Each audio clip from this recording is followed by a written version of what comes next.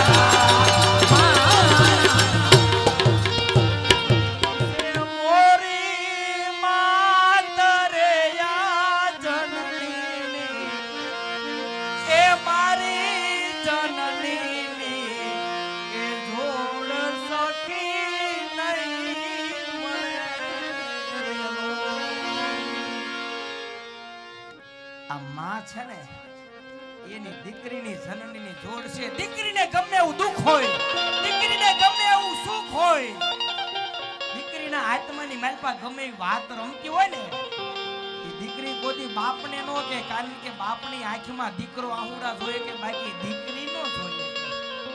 આ દીકરી એના સુખ દુઃખની વાત કરી હોત ને તો એક એની માને ખાલી કરી હતી.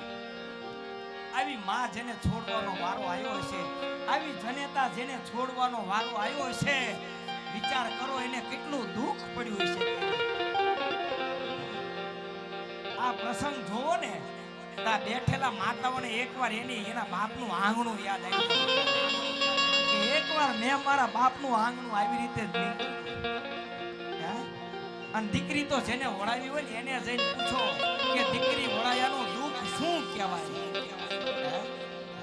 સગુણા બેને વિદાય આપી છે. માતા મીનલદેવ રાજા અજમલ ચોરીના માંડવામાં આવી અને દીકરી એમને મળવા જાય, શિખામણ આપે અને તેદી દીકરીને વિદાય આપે. પણ કેવી વિદાય એને તેદી આપી છે.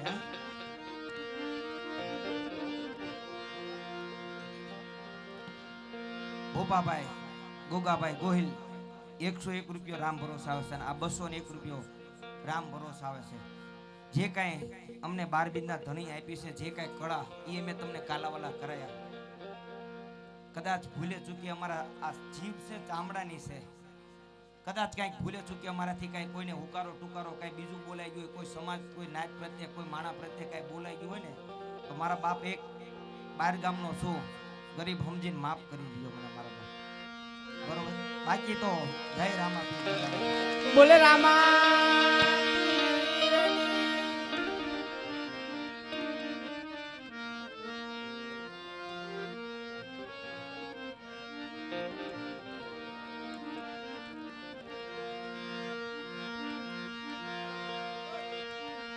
અરે સુગુણા બેન, તમારા માત પિતાની રજા લઈ સાસરે વિદાય આપો.